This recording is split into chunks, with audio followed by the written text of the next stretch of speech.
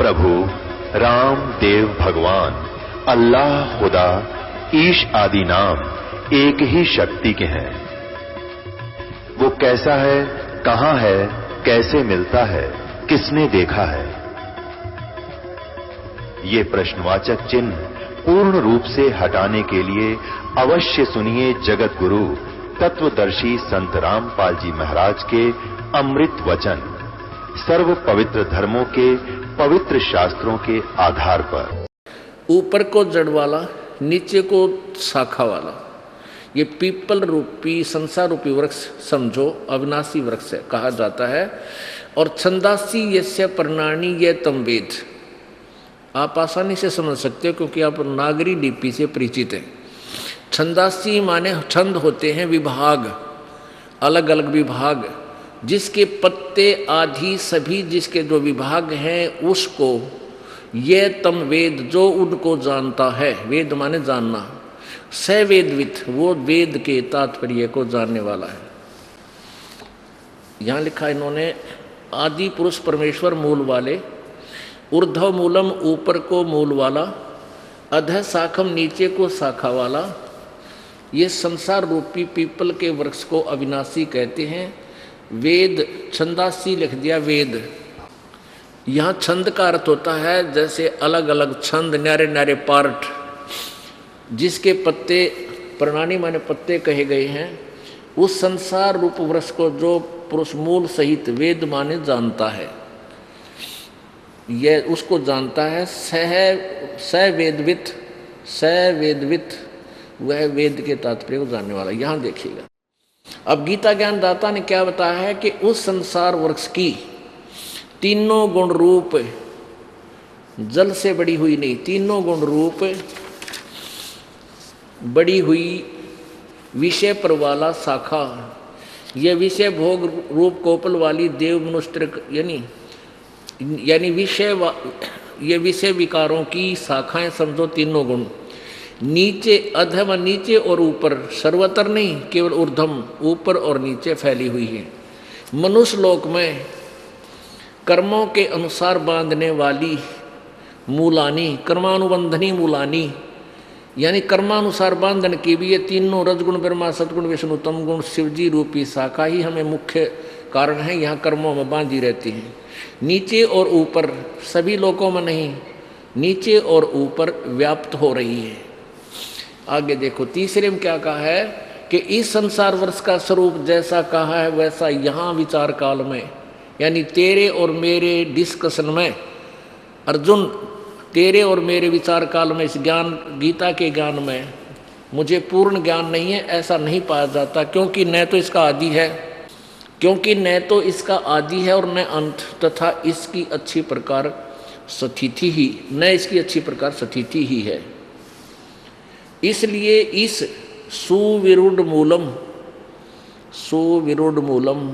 अति दृढ़ मूल वाले, यानी अविनाशी स्थान है सतलोक, जो मूल स्थान है उसका, इसमें उसकी तरफ संकेत है। उस अविनाशी संसार रूपी मूल वाले संसार रूपी पीपल के वृक्ष को असंख्य शस्त्रेण छित्वा दृढ़ेन, दृढ़ यानी उस तत्व ज्ञान रूपी शस्त्र के द्वारा काट के, अर्थात अच्छी तरह समझकर। चौथे में क्या कहा है,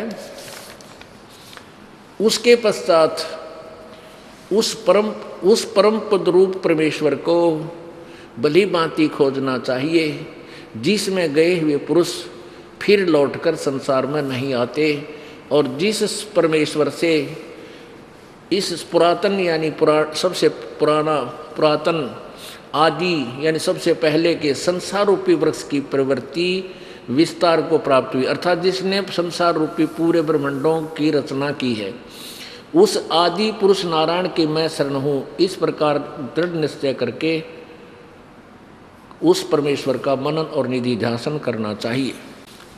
अपने आत्माओं, गीता जी अध्याय नंबर 15 के श्लोक नंबर 2 में कहा है कि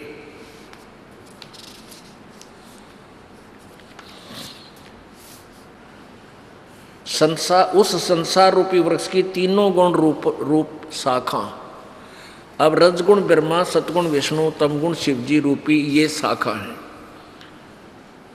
रजगुण ब्रह्मा जी हैं, सतगुण विष्णु जी, तमगुण शिव जी, ये क्लियर कंसेप्ट किया जाएगा, तब ये ज्ञान समझ में आएगा। यहाँ देखिएगा, ये श्रीमद् देवी भागवत हिंदी और संस्कृत दोनों है, इसमें अनुवाद भी किया गया है और मूल संस्कृत भी विद्यमान है। इसमें कति कंसेप्ट है क्लियर, देखिएगा। यहाँ देखिए, ये भाग 1 है। अथ देवी भागवतम सभाष्टिकम समातम, खेमरा श्री कृष्ण दास प्रकाशन, बम्बई 4। इसके तीसरे सकंद में ये देखिएगा, अथ श्रीमद् देवी भागवते भाषा टीका युक्ते तृतीय सकंद प्रारंभते, प्रश्न नंबर 11 पे अध्याय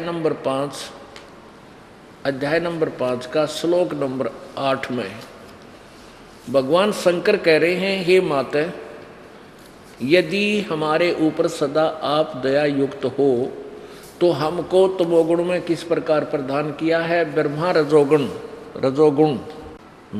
रजोगुण और हरि यानी विष्णु को सतोगुण क्यों बनाया है, किस प्रकार प्रदान किया है, युक्त क्यों किए हैं। अब संस्कृत फिर देखो, ये आपने हिंदी पढ़ा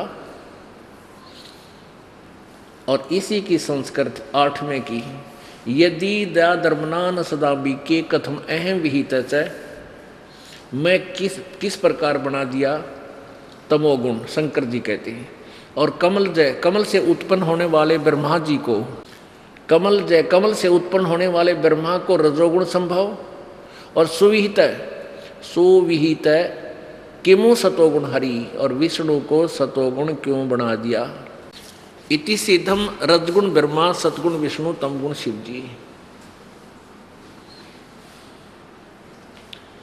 फिर देखिएगा, ये गीता प्रेस गोरखपुर से प्रकाशित है और ये हिंदू समाज के लिए एक ऑथेंटिक रिकॉर्ड माना जाता है, जो गीता प्रेस गोरखपुर से प्रकाशित, अनुवादित और संपादित है।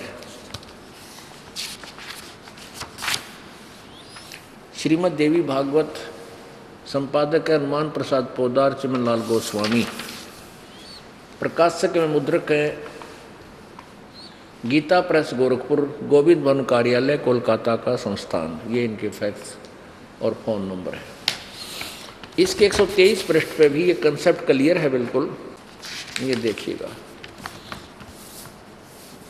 तीसरा स्कंद है। भगवान 123 पृष्ठ पे भगवान विष्णु जी अपनी माता दुर्गा की महिमा सुना रहे हैं, कर रहे हैं। तुम शुद्ध स्वरूपा हो, ये संसार तुम्हीं से उद्भासित हो रहा है। मैं ब्रह्मा और शंकर, हम सभी तुम्हारी कृपा से विद्यमान हैं। हमारा आविर्भाव और तिरोभाव हुआ करता है। हमारा तो जन्म और मृत्यु होता है। केवल तुम ही नित्य हो, जगत जननी हो, प्रकृति और सनातनी देवी हो। यहीं पर भगवान शंकर बोले, यदि महाभाग विष्णु तुम्हीं से प्रकट हुए हैं, यानी उत्पन्न हुए हैं, तो उनके बाद पर उत्पन्न होने वाले ब्रह्मा भी तुम्हारे ही बालक हुए। और फिर मैं तमोगुणी लीला करने वाला शंकर क्या तुम्हारी संतान नहीं हुआ? अर्थात मुझे भी उत्पन्न करने वाली तुम ही हो। शिवे, तुम संपूर्ण संसार की सृष्टि करने में तुम बड़ी चतुर हो। ओह, अब आगे देखिए, इस संसार की सृष्टि, स्थिति और संहार में तुम्हारे गुण सदा समर्थ हैं। उन्हीं तीनों गुणों से उत्पन्न हम ब्रह्मा, विष्णु एवं शंकर, यानी रजगुण ब्रह्मा, सतगुण विष्णु, तमगुण शिव जी, नियमानुसार कार्य में तत्पर रहते हैं। अब ये पवित्र गीता जी आपको बहुत आसानी से समझ में आ जाएगी। इसमें क्या कहा है गीता जी अध्याय नंबर 15 के श्लोक नंबर 2 में, अध्याय नंबर 15 के श्लोक नंबर 2 में, उस संसार वृक्ष की तीनों गुण रूप रजगुण ब्रह्मा, सतगुण विष्णु, तमगुण शिव जी, रूपी ये विषय पर वाला विषय वासनाओं की रूपी शाखाएं नीचे और ऊपर सर्वत्र नहीं है। क्योंकि विचार करने की बात है, गीता जी का ज्ञान पृथ्वी लोक पर बोला जा रहा था और ऊपर स्वर्ग और नीचे पाताल, इन तीन लोकों में रेंज है ब्रह्मा विष्णु महेश जी की। तो इसमें यह बताया कि ऊपर स्वर्ग में और नीचे पाताल में इन जगह ऊपर और नीचे इनका जो तीनों गुणों का जो विस्तार है, इनका कंट्रोल वहां तक है, वहां फैली हुई है। यह देखो 15वें का ये हम दूसरा पढ़ रहे हैं। 15वें अध्याय का दूसरा श्लोक है कि उस संसार वृक्ष की तीनों गुणों रूप, रजगुण ब्रह्मा, सतगुण विष्णु, तमगुण शिव जी रूप, ये विषय विकारों की विषय पर वाला शाखा, हम अपना अनुवाद करेंगे अब। विषय पर वाला यानी विषय वासनाओं की नई नई उमंग सी फूटने वाली शाखाएं, ये ब्रह्मा विष्णु महेश रूपी शाखाएं नीचे और ऊपर, नोट सर्वत्र, मूल में भी सर्वत्र नहीं है, ऊर्ध्व माने ऊपर, अधः माने नीचे, बस फैली मनुष्य लोक में फैली हुई। मनुष्य लोक में यानी इस मृत्यु लोक में कर्मों के अनुसार कर्मानुबंधनी मूलानी, कर्मों के बंधन में भी ये ब्रह्मा विष्णु महेश ही हमें बांध कर रखते हैं। ये तीनों गुण, तीनों भगवान ही हमें कर्मानुसार यहाँ बांधे रखते हैं। और नीचे और ऊपर सभी लोकों में नहीं, इसमें सभी लोकों में नहीं है संस्कृत। तो कहने का भाव ये है कि यहाँ गीता ज्ञानदाता ने केवल इतना ही बताकर छोड़ दिया कि ऊपर को जड़ वो पूर्ण परमात्मा और नीचे को तीनों गुण रूपी शाखा हैं। इस संसार रूपी वृक्ष को, पीपल के वृक्ष को अविनाशी कहते हैं। जो संत इसको जानता है वो वे तत्वदर्शी संत है।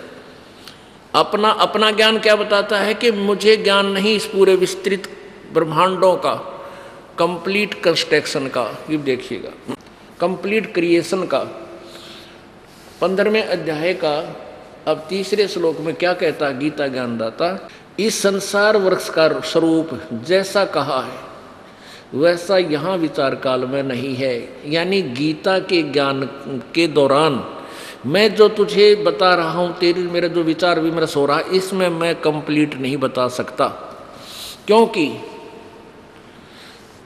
इसका ये यहाँ नहीं पाया जाता। विचार काल में जो मैं चर्चा कर रहा हूँ उसमें मैं आपको कंप्लीट नहीं बता पाऊँगा, क्योंकि न इसका आदि है और न इसका अंत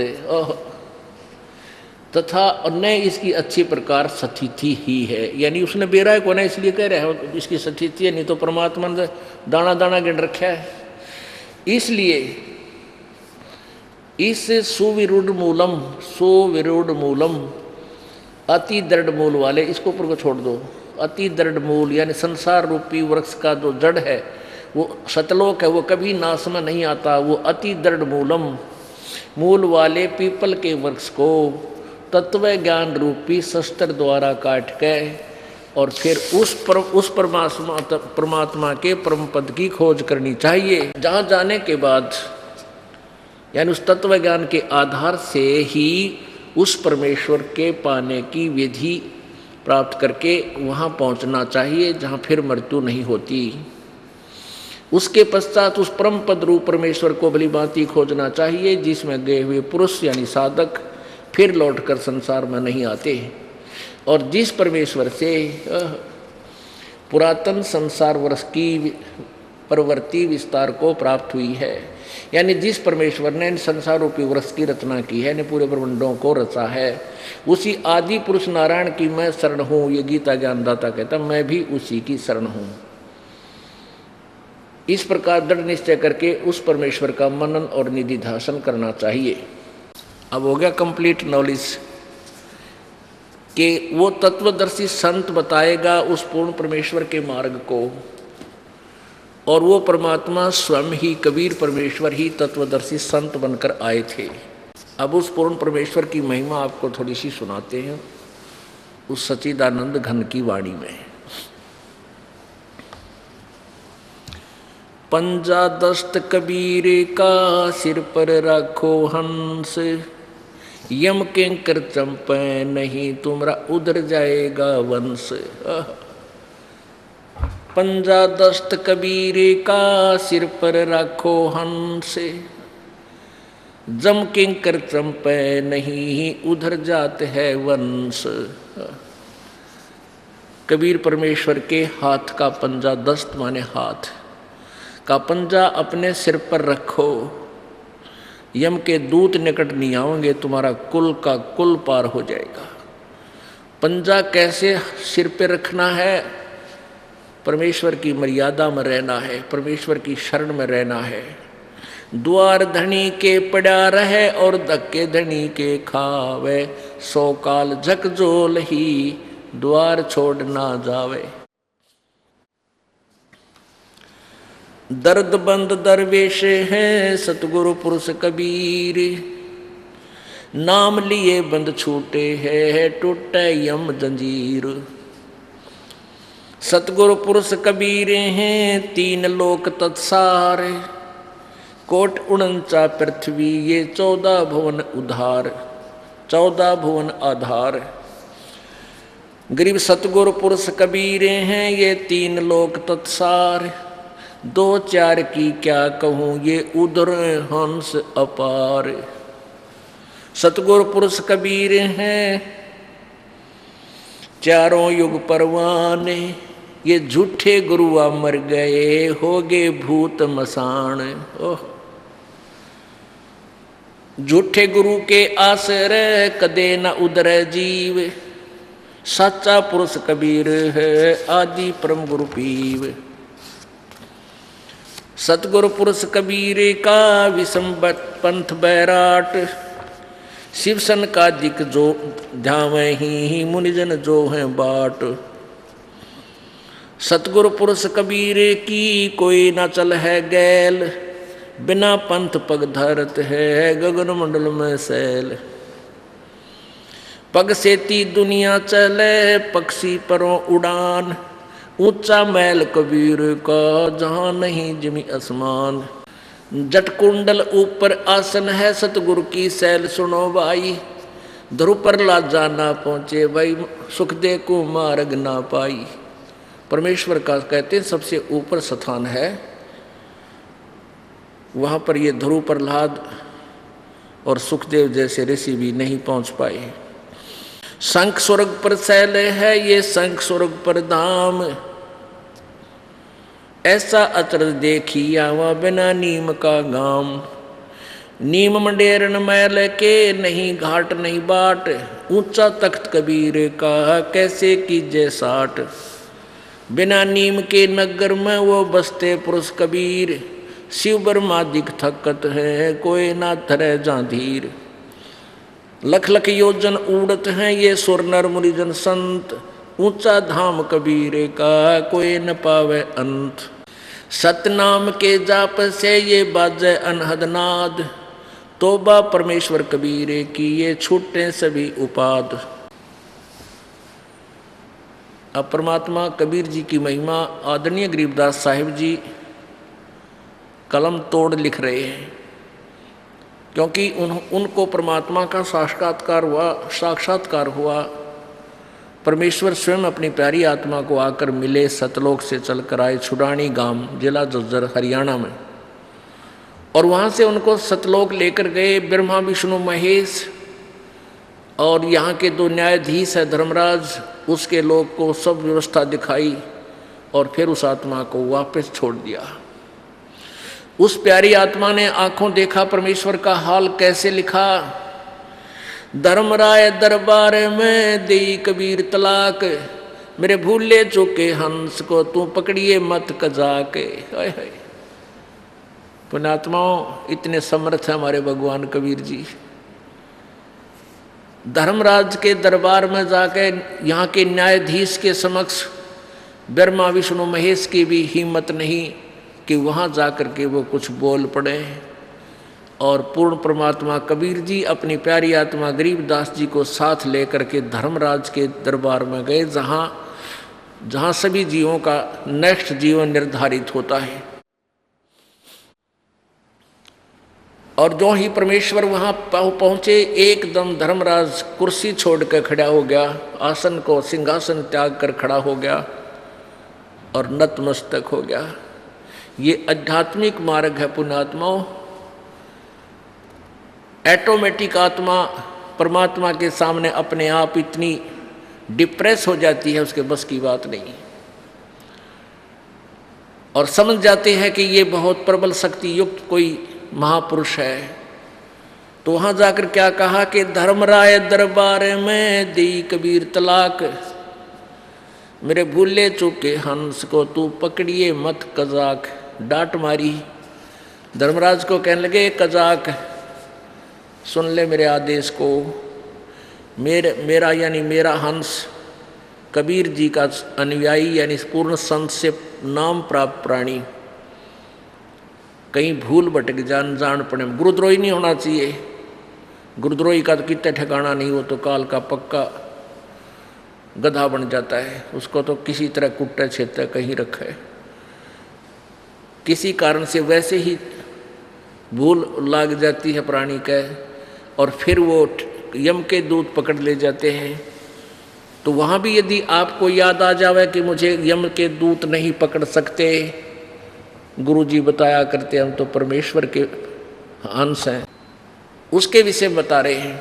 एक भगत बता रहा था, जी मैं सपना आया मुझे, और सपने में एकदम 3-4 दूत आए, यम के दूत आए, और वो मुझे जबरदस्ती पकड़ कर ले चले। मैं भगत उनते प्यार तो बोलूँ, भाई तुम मैंने क्यों ले जाओ हो, क्यों छेड़ो हो, मैं तुमने कुछ कहता ना। वो कहने लगे, चल धर्मराज ने बुलाया तेरे को। अब वो कहते हैं जब वो धर्मराज के दरबार का आसपास जा लिए तो मैं उन गेला, मेरा याद आ गई कि यम के दूत तो हमने पकड़ नहीं सकते, ये तो हमारे साथ जो है नाजायज कर रहे हैं। ने बोला, रहा छोड़ दो, मैंने झटका मार के एक बार छुटा लिया उनसे, और तुम नहीं पकड़ सकते मेरे को, मैं परमात्मा कबीर जी का बच्चा हूँ, हंस हूँ। उन गेला गुट्टम गुट्टा उन मत ने बोला, 2 तो अंदर चले गए, 2 मेरे पास खड़े रहे। धर्मराज के पास जाकर कहने लगे, जी एक जिसका अपना आदेश दिया था उसको लाए हम पकड़ के, और वो मारे गए, लड़ पड़ा, वो फोड़ रखे उनके जबाड़े। तो उन्होंने कहा, मैं तुम मुझे नहीं पकड़ सकते, मैं तो कबीर जी का हंस हूँ। ये कहते धर्मराज भी कांप गया। उन्होंने देखा दोबारा अपना खाता, ने बोला, बाबा छोड़ आओ इसने वापस, इसको फिर मत लाइयो पकड़ के। अब उन्होंने मुझे वहीं से पटक दिया, अगदा मर ले, और मैं एकदम ऐसे झटका लगाने उछल कर पड़ा 4 पाई पर तय, सारा पसीने आ रहे और बुरी हालत सूख रहा मेरा। और तरह गजब हुई, मैं तो सचमुच मर गया था, ले गए थे कसाई पकड़ गए। तो यहाँ परमात्मा कहते हैं, धर्मराय दरबार में देई कबीर तलाक, मेरे भूले चूके हंस को तू पकड़िए मत कजाक। बोले पुरुष कबीर से धर्मराय कर जोड़, तुमरे हंस न चंपे हूँ मन 2 लाख करोड़। ने बोला, भगवान तेरे जो तेरे अनुयायी है, तेरा नाम सच्चा नाम जिसके पास है, पूर्ण संत से उपदेशी है, उसको नहीं पकड़ूंगा, मैंने 2 लाख करोड़ तोबा है, मैं नहीं पकड़ूंगा। फिर क्या बताते हैं, क्या बोला धर्मराज के प्रभु, जब तक ये तेरी आपकी शरण में नहीं आए, उससे पहले के इसके बैड अकाउंट है इनका, इनके पाप कर्म मेरे अकाउंट में, मेरे यहाँ खाते में डिपॉजिट है। और यहाँ का विधान है, दोनों ही कर्म भोग कर ही समाप्त करने पड़ेंगे। तो परमात्मा उस पूर्व आपकी शरण में आने से पहले के जो संचित कर्म हैं, उनका दंड तो मुझे देना ही पड़ेगा। तो उसके विषय में समाधान बताइए। क्या कहते हैं? धर्मराज कहता है, मदहारी जारी न राजो बांग तमाखू खाही, परदारा पर घर तक हैं उनको लूं अकनाही। जो तेरे हंस हैं और ऐसी गलतियां करते हैं, कहते हैं मद आहारी जो शराब पीते हैं, जारी जो पर स्त्री गमन करते हैं, भांग तमाकू खाते पीते हैं, परदारा दूसरे की स्त्री को तकते हैं, दूसरे के घर को तकते हैं, चोरी की दृष्टिकोण से उसको चोरी करते हैं। जिनको लूं अकना उनको पकड़ो के नहीं, ये मुझे बताओ क्या बताते हैं आगे। धर्मराय विनती करे सुनियो पुरुष कबीर, जिनको निश्चय पकड़ूंगा मैं जड़नी पड़े जंजीर। उनको तो मैं जरूर पकड़ूंगा प्रभु, और मुझे उनको तो ये जंजीर बांधनी पड़ेगी, उनको हथकड़ी लगानी पड़ेगी। तो क्या बताते हैं, कर्मों से तीरथ थे अब हैं जो शरण कबीर, जिनको निश्चय मारो हूँ काडो बल तकसीर। परमात्मा क्या बोले, पहले किए सो बख्श हूँ आगे करे ना कोई, कबीर कहे धर्मराय से नाम रटे मम सोई। फिर क्या कहते हैं, करम भरम ब्रह्मंडे के मैं पल में करहूँ नेश। ये तेरे कर्म भ्रम इस ब्रह्मांड के तुमने लगाए, इसके उससे तुमने गलत ज्ञान दे के इनसे करवाया है ये सब पाप, इनको मैं कैंसल कर दूंगा, नेश माने नष्ट कर दूंगा।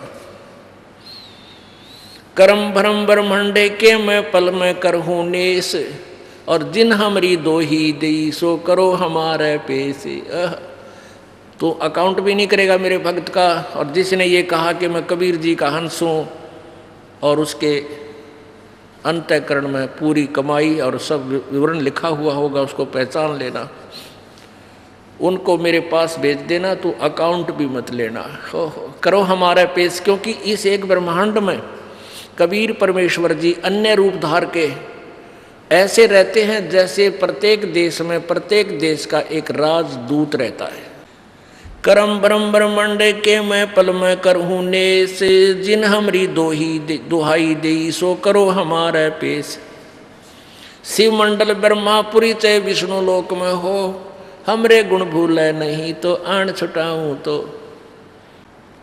त्रिलोकी का राज है ये ब्रह्मा विष्णु महेश, ऊंचा धाम कबीर का सतलोक परदेश। अब क्या बताया है कि कर्मों से क्या बताते हैं परमात्मा कि जिन हमारी दोही दी सो करो हमारे पेश, और शिव मंडल ब्रह्मापुरी चाहे विष्णु लोक में हो, हमरे गुण भूला नहीं तो अण छुटाऊं तो। आप जी को जो ये प्रथम मंत्र दिया जाता है ये इन्हीं भगवानों का है। प्रथम और लास्ट मंत्र के अतिरिक्त 5 जो मंत्र हैं ये इन्हीं ब्रह्मा विष्णु महेश गणेश दुर्गा के ही हैं। इनके नाम की मजदूरी कमाई आप करोगे, आपकी इतनी कमाई बन जाएगी, इतना भक्ति धन बनेगा कि यदि आप पार नहीं हुए तो काल के हाथों चढ़ जाओगे। आपको पहले गणेश जी के लोक में भेज दिया जाएगा, उसमें आप उस गणेश जी वाले मंत्र का प्रतिफल वहाँ भोग कर उसके बाद आपको ब्रह्मा जी के लोक में भेज दिया जाएगा। वहाँ भी आप अपने किए हुए इस कमाई का इतना देवता बनोगे, हजारों वर्षों तक ठाठ करोगे, नाच और गाने सारी बकवाद उन इनके लोकों में होती है। जो यहाँ पृथ्वी पर बकवाद नहीं है वो स्वर्ग में है, बस वहाँ तक सीमित हमारी बुद्धि। उसके बाद फिर विष्णु लोक में आओगे, विष्णु जी के मंत्र की कमाई उसके रेस्टोरेंट में वहाँ खाओगे, और फिर शिव जी के मंत्र की कमाई शिव के लोक में जाओगे, और फिर दुर्गा वाले मंत्र की कमाई दुर्गा के लोक में जाओगे। और फिर उस दौरान जो पाप तुम्हारे फिर निरे बन जाएंगे, उन पापों को भोगने के लिए फिर तुम नरक में जाओगे। अब परमात्मा क्या कहते हैं कि यदि तुम गलती से यहाँ रह गए और फिर तुम चले गए विष्णु या शिव जी के लोक में, तुम्हें वहाँ भी याद आएगी कि हम तो गलत आ गए, यहाँ तो अपनी पूंजी नष्ट होएगी, हे भगवान बहुत गलती हुई। यदि वहाँ भी तुमने ये बातें याद रही, हमरे गुण भूले नहीं तो आन छुटाऊं तो, वहाँ भी तुम तड़फ कर रोगे, याद करोगे मुझको। परमात्मा कबीर जी कहते हैं वहाँ से भी तुम्हें छुटा लाऊंगा। अब जैसे अब भक्त कोई प्राण त्याग गए, सार नाम मिला नहीं, सत्य नाम प्राप्त हुआ और बीच में वो ढीला पड़ गया, आना भी छोड़ गया, क्योंकि 2-4 वर्ष इस परमेश्वर की शरण में रहने से, ये सत्य भक्ति करने से संसारिक दुख हट जाते हैं, सुख बढ़ जाते हैं। फिर ये प्राणी जैसा था वैसा ही हो जाता है, क्योंकि ज्ञान पूरा होता नहीं, तो फिर उसकी मृत्यु हो जाती है। तो वो कहाँ पहुँच जाता है, चढ़ जाता काल के अंडोले में, विष्णु जी के लोक में और शिव जी के लोक में, और इसको बना देते हैं चौधरी साहब, पता नहीं के पद दे देते, इसी की कमाई का। और उस भोली आत्मा को फिर भी याद आ जाता है तो परमात्मा तुरंत वहाँ से उसको छुड़वाएंगे, उसकी वहाँ जाते ही वो देवता वाली देह को नष्ट करवा देंगे और फिर तुरंत मानव जीवन आपको याद देंगे। और दूसरी बात ये रही कि मान लीजिए ये भक्ति युग समाप्त हो जाएगा, इस दौरान भी कोई पार नहीं हुआ, अब जो वर्तमान में चल रहा है, और फिर भी उसका याद आ गई कि मैं तो गलत फंस गया, भगवान मुझे बचा लो, तो क्या करेंगे प्रभु? उसके यूं के यूं सब पुनों को सुरक्षित रखे अपने उस राजदूत भवन में वहाँ रखेंगे। उस परमात्मा के दरबार में उस प्राणी का अपना पुण्य नष्ट नहीं होगा, वो परमेश्वर के दरबार में उसका निर्वाह होता रहेगा। फिर वो क्या करेंगे, दोबारा जब सतयुग आवेगा फिर पटक देंगे ठाक है यहाँ परमात्मा कबीर जी। फिर वह ऋषिर मैं ऋषिर पता नहीं के बनकर वह होती है उनकी पूर्व जन्म की कमाई, और बैठे रहेंगे समाधि लाला कहने। सतयुग में धक्के खाएंगे, फिर त्रेता में, फिर द्वापर में किधर राजा बनेंगे, महाराजा बनेंगे, और फिर कलयुग में आकर इसी पॉइंट पे या पिछली पीढ़ी में फिर अवसर मिलेगा। जैसे अब आप आ चुके हो उस भक्ति युग में आप पहुंच चुके हो, लेकिन ये इतना काम और बढ़ गया, ई पार हो गए तो जी सा आ जाएगा, और फिर रह गए तो या बिरान माटी फिर के टाट काटांगे, इसे हम फिर पावांगे। तो इस समझ में आ गई कहानी, तो पार होने का समय है। अब इसमें एक वाणी आपने सुनी थी, परमेश्वर की महिमा में आपने सुनी, झूठे गुरु के आश्रय कदे न उदर जीव,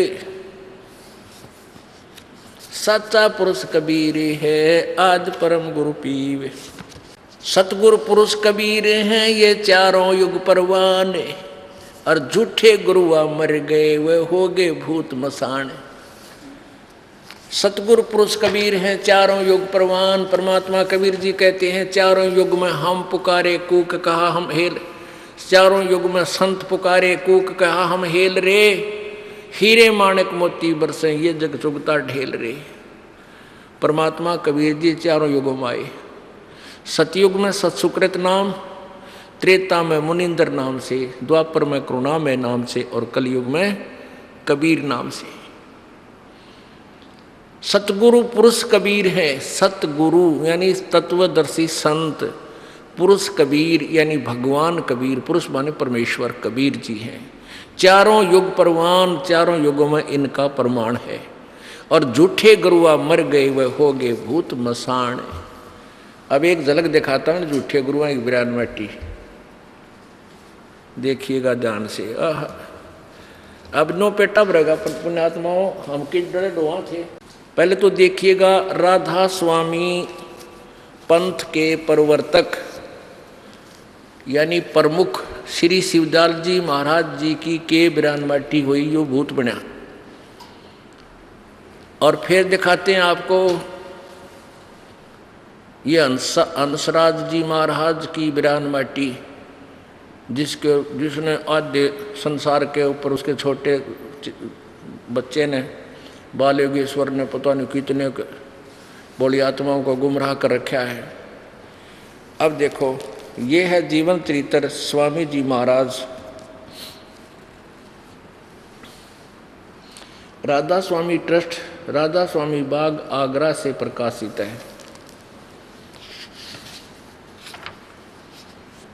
राधा स्वामी दयाल की दया, राधा स्वामी साहेब जीवन चरित्र स्वामी जी महाराज लेखक लाला प्रताप सिंह सेठ उर्फ चाचा जी साहब, प्रकाशक राधा स्वामी ट्रस्ट, स्वामी बाग आगरा, सर्वाधिकार प्रकाशक द्वारा सुरक्षित। राधा स्वामी ट्रस्ट, स्वामी बाग आगरा। मुद्रक है अर्पण प्रिंटरी, राधा स्वामी चैम्बर्स, भालेज रोड, आनंद। ये हैं वो परम धनी, ये हैं राधा स्वामी के पंथ प्रवर्तक, प्रमुख, परम पुरुष, पूर्ण धनी हजूर स्वामी जी महाराज।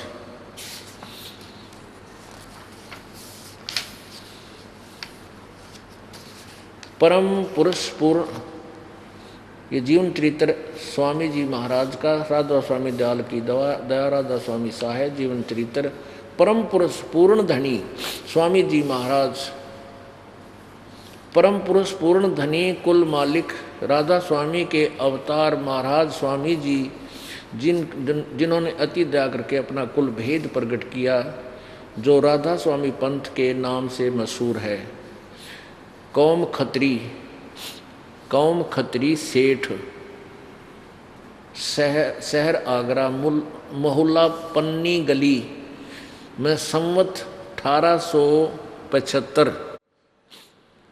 भादो बदी अष्टमी के दिन वक्त 12:30 बजे रात को प्रकट हुए, जन्म हुआ। और अंग्रेजी हिसाब से अगस्त का महीना सन 1818 ईस्वी था।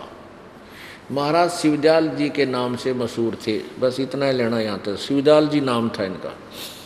अब देखो ये भूत बने, ये है प्रश्न नंबर 78, जीवन चरित्र स्वामी जी महाराज। इसके 71 नंबर 71वें वचन में गीता की तरह लिख रखे इन्होंने, अटल श्लोक से बना के कि इस कदम मिसप्रिंट ना हो जाए कि 71 नंबर वचन में क्या लिखा है। अब बुक्की जी का, जो कि सिब्बो जी की छोटी बहन थी, थोड़ा सा हाल लिखा जाता है। यही सिब्बो जी से कुछ अरसे बाद स्वामी जी महाराज के चरणों में आई थी। जब उन्होंने कुछ दिन सत्संग किया और वचन स्वामी जी महाराज के सुने और वे वचन हृदय में समा गए, तब इनके प्रेम की हालत अजीब थी। जब स्वामी जी महाराज वचन या अर्थ पोथियों का करते, तब इनकी आंखें सुर्ख अंगारा सी हो जाती थी बुक्की की, और आंसू बार बार टपकते रहते थे, और बहुत देर तक यानी घंटों उन वचनों का नशा बना रहता था। और फिर जब स्वामी जी महाराज कथा से फुर्सत पाकर हुक्का पीते थे, जय हो परम धनी की, हुक्का पीते थे कथा करते ही, जैसे आड़ी हल जोड़ के फिर बाद में जोटा लाया करे ना, जब हुक्का पिया करे, तो स्वामी जी महाराज कथा से फुर्सत पाकर हुक्का पीते थे या अभ्यास का रस लेते थे। तो बुक्की जी महाराज के चरणों का अंगूठा मुंह में रखते हुए घंटों चरणामृत का रस लेती थी। और जब कोई मत्था टेकने के वास्ते हटाना चाहता था तो वे चरण नहीं छोड़ना चाहती थी, तब मत्था टेकने वाले से कह दिया जाता था कि तू दूसरे चरण पर मत्था टेक लो और उस प्यासी को मत हटाओ।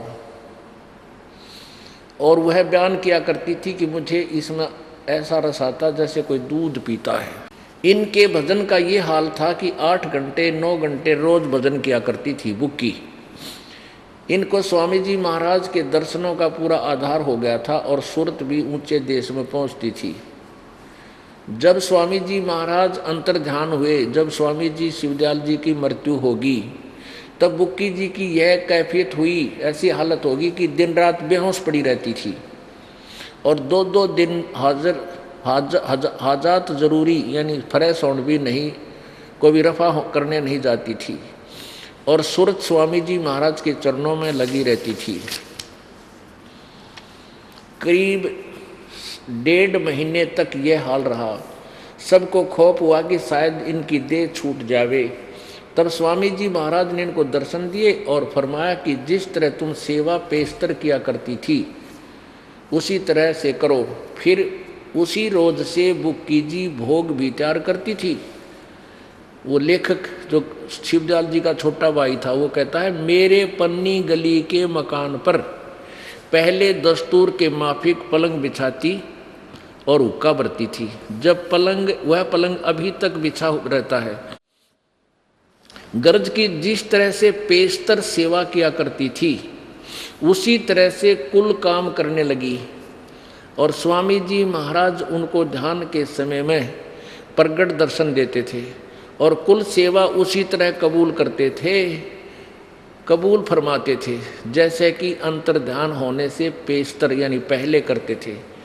बुक्की जी को महाराज उनके आखिरी दम तक प्रकट रहे, यहाँ तक कि जिस किसी को जब कोई बात स्वामी जी महाराज से अर्ज करनी होती थी तो वे बुक्की जी के जरिए ही दरियाफ्त कर लिया करते थे। यानी बुक्की जी अभ्यास के समय स्वामी जी महाराज को प्रगट कर हम कलाम हुआ करती थी। इस नियाजमंद को लेखक कहता है, मेरे को भी जब कभी भीड़ के समय, आपत्ति के समय घबराहट होती और किसी तरह से अकल काम नहीं देती थी, तब बुक्की जी के जरिए से स्वामी जी महाराज का हुक्म लिया करता था और जैसा हुक्म होता वैसा ही मुवाफिक बंदा कारबंद होता था। इस तरह पर राय साहब ने भी मौज की थी, जो राधा स्वामी पंथ अलग से उसने बनाया कि बुक्की जी के जरिए 2-4 बार हुक्म हासिल किए थे। अरे वाह, जय हो। अब यह के हैं कि बुक्की जब सत्संग करते थे स्वामी जी, बुक्की की लाल आँख हो जाओ करती और बेहोश हो जाती। वो भूत था उसमें पहले भी, वह पड़ जाती लाल आँख कर देखे करा कितने समाधि लाए पड़े हो जाते हैं, जब यह भूत आता है इनमें। फिर जब स्वामी जी की मृत्यु होगी तो वह बेहोश पड़ी रही, वो भूत बनकर उस समय बड़ा उल्टाए।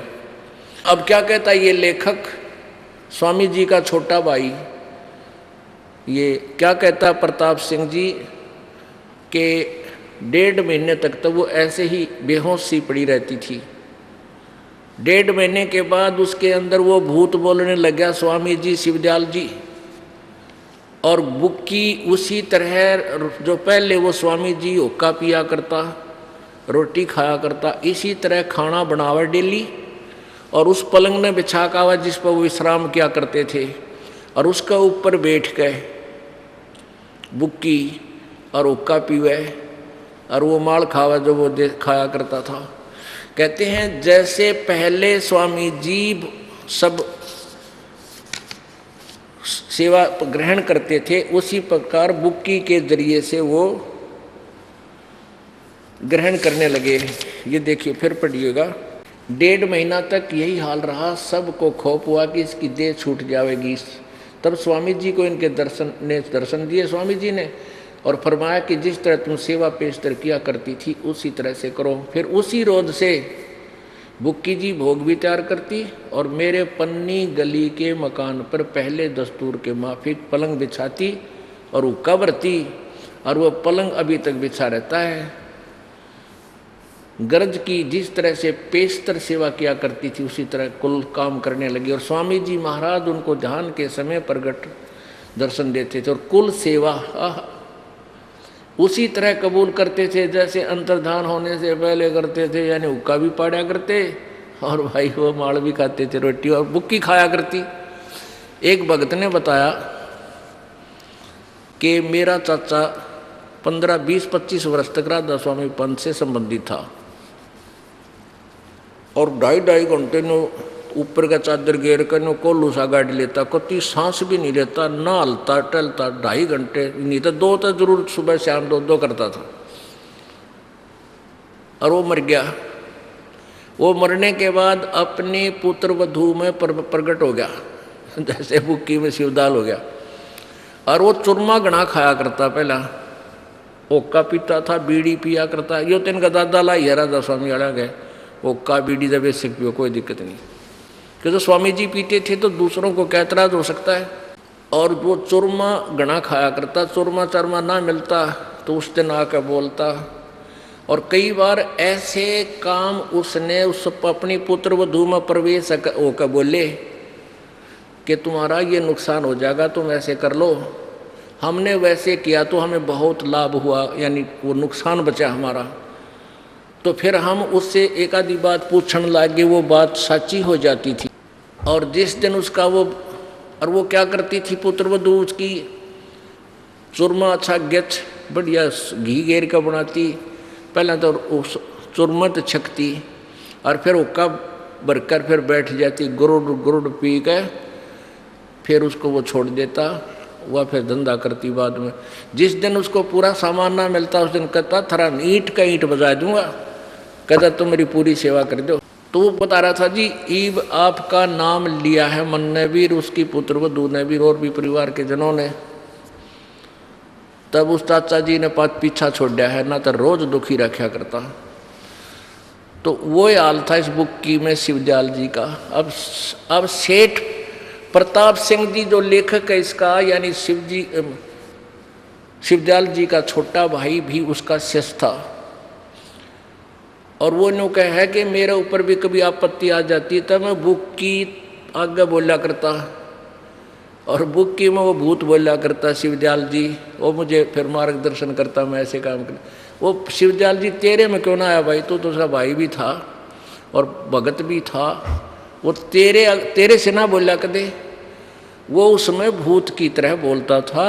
और कहते हैं जब तक बुक की मरी नहीं तब तक उसमें रहा। वो भूत उससे गिले ले गया उसने अपनी भगतनी ने। अब परमात्मा की वाणी वो सत्य हुई। सतगुरु पुरुष कबीर हैं चारों युग परवान, और ये झूठे गुरुआ मर गए हो गए भूत शमशान। ये अपने कबीर जी के बारे में, परमेश्वर के बारे में तो चारों युगों का प्रमाण है कि सतयुग में इस नाम से आए, त्रेता में इस नाम से, द्वापर में इस नाम से, कलयुग में इस नाम से। एक हमारा भगत जैसे राधा स्वामी पंथ वालों से डिस्कस होती रहती है, तो वो कहने लगा कि तुम्हारा आपके जो महाराज जी थे शिवदयाल जी, ये तो इस सतयुग कलयुग में प्रकट हुए, इससे पहले भी कितना जिक्र है थारे परम धनी का। हक ना पाए अगत कोई ना। फिर बता भाई युद्ध दुरते क्यों करा गया आप। और परमेश्वर जी का चारों युगों में प्रमाण है कि चारों युगों में आकर उन्होंने मार्गदर्शन किया। फिर वो भगत भी ने बोला भाई बात तो सच्ची है, ये परम धनी तो हमारा ही प्रकट हुआ है कलयुग में। तो ये कंप्लीट नहीं था, ये तो अज्ञानी, इनका ज्ञान न कुछ नहीं था। अब थोड़ी सी इनके ज्ञान की झलक से पता लगेगा ये भूत क्यों बने। ये तो भूत बनने थे, इनको ABCD का पता नहीं था। ये तुम बोल क्या रहे हो, कह क्या रहे हो। ये देखिएगा सार वचन वार्तिक, ये 2 मिनट में इसका सारा क्लियर हो जाएगा स्वामी जी परम धनी का क्या ज्ञान था। सार वचन वार्तिक राधा स्वामी, सारवचन राधा स्वामी वार्तिक, हजूर स्वामी जी महाराज, राधा स्वामी सत्संग व्यास। प्रकाशक हैं जगदीश चंद्र सेठी, सेक्रेटरी राधा स्वामी सत्संग व्यास, डेरा बाबा जयमल सिंह, पंजाब। 2003 में यह छपी है। और इसकी भूमिका है कि भूमिका सार वचन राधा स्वामी वार्तिक हजूर स्वामी जी महाराज के वचनों का संग्रह है। वे सत्संग ये वचन सत्संगों और अन्य चर्चाओं के दौरान सत्संगियों ने नोट किए थे। स्वामी जी महाराज के परम धाम सिधारने के कुछ वर्ष बाद इनका संग्रह करके पुस्तक के रूप में छपवाया गया। सन 1902 में बाबा जयमल सिंह जी महाराज ने सार वचन राधा स्वामी वार्तिक को पहली बार गुरमुखी लिपि में छपवाया 1902 में। और प्रस्तुत उस पुस्तक उसी प्रथम गुरमुखी संस्करण के अनुसार है। और अब इसका हिंदी संस्करण प्रकाशित किया जा रहा है। स्वामी जी महाराज का शुभ नाम सेठ शिवदयाल जी था। आपने 25 अगस्त 1818 में आगरा शहर में जन्म लिया। आपके पिताजी का नाम सेठ दिलवाली जी था माता जी का नाम महामाया जी था। आपके पूर्वज पंजाब के रहने वाले थे तथा घर में गुरु ग्रंथ साहिब का पाठ किया जाता था। आपके माता पिता हाथरस के प्रसिद्ध संत तुलसीदास जी के शिष्य थे, के भगत थे। स्वामी जी महाराज ने भी तुलसी साहिब की काफ़ी संगत की थी। बचपन से ही स्वामी जी महाराज का रुझान अध्यात्म की ओर था। आपने एक कमरे में बैठकर 17 वर्ष सुरत शब्द योग का अभ्यास किया और सन 1861 में बसंत पंचमी के दिन खुले तौर पर आम सत्संग और सुरत शब्द योग का उपदेश किया। अब देखो ये परम धनी के ये अनुभव के वचन देखियो। राधा स्वामी दयाल की दया, राधा स्वामी साहेब, खुला उपदेश हजूर स्वामी जी साहेब का। अब देखो ये जगत नासवान है, सब असबाब भी इसका नासवान है। नंबर एक में क्या कहा नीचे से, सिर्फ काम इतना है कि इंसान अपनी यानी मनुष्य अपनी सूरत यानी रूह को उसके खजाने और निकास यानी मुकाम सतनाम और राधा स्वामी में, अरे वाह, जय हो परम धनी की। अब के कह है कि अब क्या कह रहे हैं स्वामी जी कि सिर्फ काम इतना है कि इंसान अपनी यानी मनुष्य अपनी सूरत यानी रूह को उसके खजाने और निकास यानी मुकाम माने स्थान है, सतनाम स्थान और राधा स्वामी स्थान में, मुकाम सतनाम और राधा स्वामी में, मुकाम माने स्थान में लगावे पहुँचावे। ठीक है, आगे देखो तीसरे वचन में, जितने आचार्य और महात्मा और अवतार और पैगंबर हर एक मजहब में हुए, वे सब अपने अभ्यास के जोर से अंतर में तरफ मुकाम असली के चले, पर सब के सब दूर स्थान तक नहीं पहुँचे। सो बहुत से तो मंजिल पहली पर और कोई दूसरी मंजिल पर, कोई बिरले ही साध और प्रेमी मंजिल तीसरी तक पहुँचे। सिर्फ संत मंजिल पांचवी यानी सतनाम पर, अरे तरह गजब भैया, सतनाम न स्थान कहे मंजिल, और कोई बिरले संत मंजिल आठवीं राधा स्वामी या मंजिल पद तक पहुँचे। इस स्थान से आदि सूरत का तंजुम यानी उतार हुआ है, यानी राधा स्वामी स्थान बोल रहे हैं और सतनाम को भी यहाँ स्थान कह रहे हैं। ठीक, अब इसके 15 ये था आपने पढ़ा 14 पृष्ठ पे। अब देखो 15 पृष्ठ पे तोड़ पाड़ दिया, वचन नंबर 4, ये चौथा बोल सुनियो इनका। अब समझना चाहिए राधा स्वामी पद सबसे ऊंचा मुकाम है, सबसे ऊंचा स्थान है, और यही नाम कुल मालिक और सच्चे साहेब और सच्चे खुदा का है। राधा स्वामी को स्थान भी कह रहे हैं और सच्चे साहेब का नाम भी कह रहे हैं, और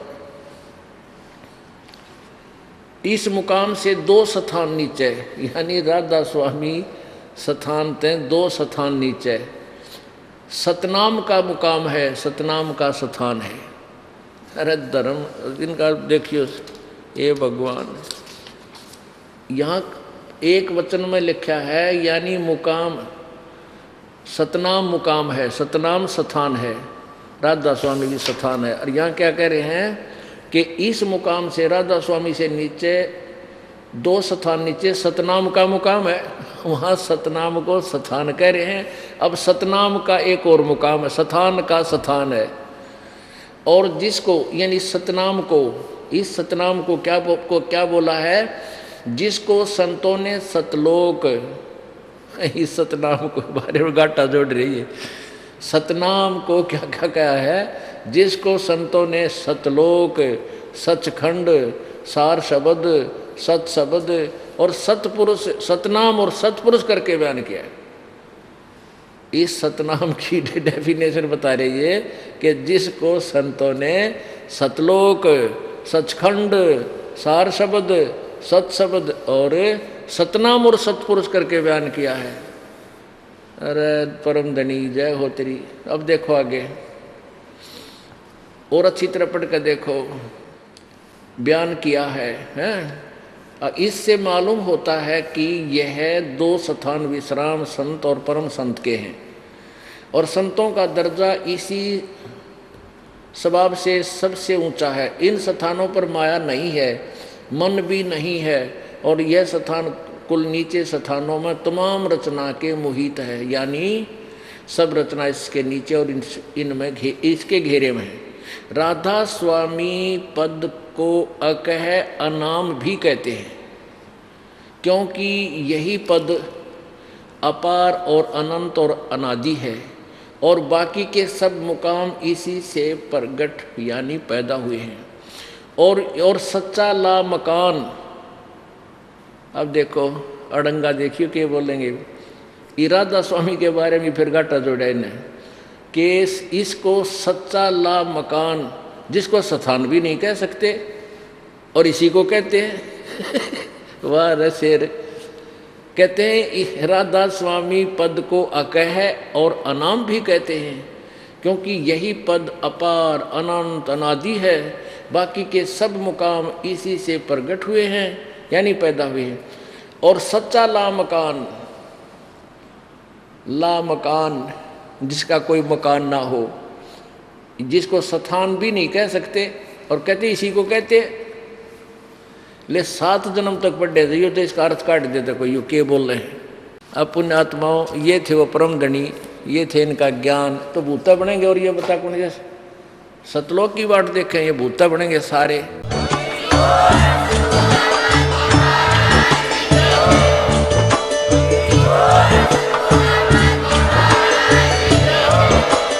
आप सुन रहे थे जगत गुरु तत्वदर्शी संत रामपाल जी महाराज जी के मंगल प्रवचन। अधिक जानकारी के लिए विजिट कीजिए हमारी वेबसाइट www.jagatgururampalji.org। संत रामपाल जी महाराज जी के शुभ आशीर्वाद से पूरे विश्व भर में 500 से भी ज्यादा नाम दीक्षा केंद्र हैं, जिन पर संत रामपाल जी महाराज जी द्वारा ऑनलाइन निःशुल्क नाम दीक्षा दी जा रही है। अपने नजदीकी नाम दीक्षा केंद्र का पता करने के लिए संपर्क करें 8222880541।